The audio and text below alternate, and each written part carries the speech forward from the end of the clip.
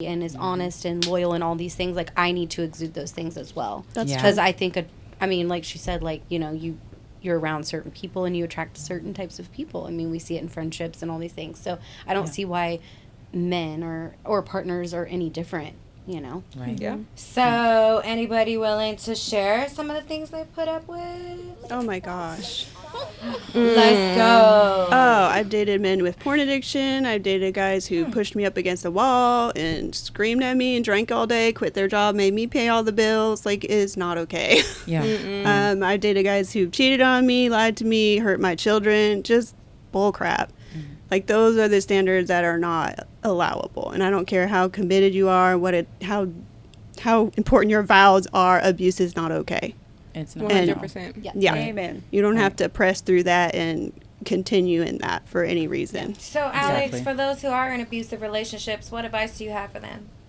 I mean, I don't know. I think safety is obviously most important in those types of situations, right? Like, make sure you're safe. You're confiding in someone that you trust and is safe, you know. But definitely, yeah, the first signs of it to me, like, is like she said, it's a non-negotiable.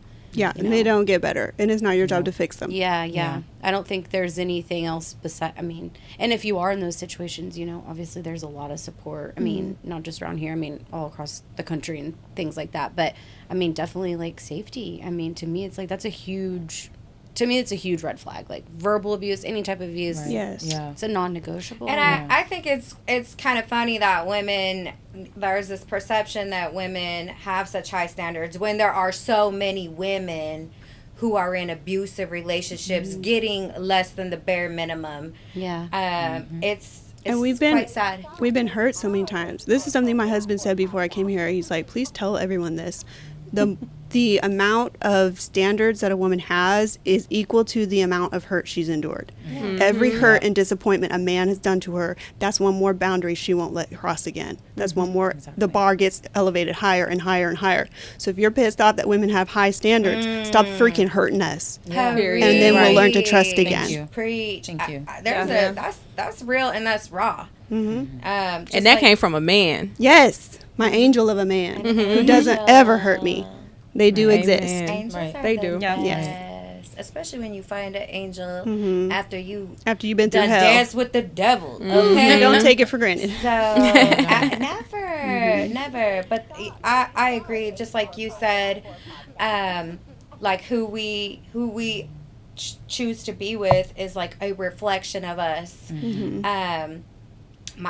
My sister said that to me once. Like, basically, she could tell how much I love myself by who I'm with. Yeah. So, really, she was actually being quite judgy at the time. But That's true. because If we don't love ourselves. there is this.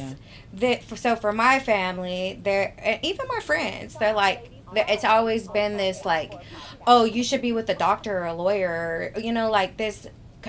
Because I've worked really hard to become, educated and get a good paying job and, build myself up from being a teen mom struggling with 2, sometimes 3 jobs, going to school, like taking care of myself, like struggle busting it, right? So it's easy for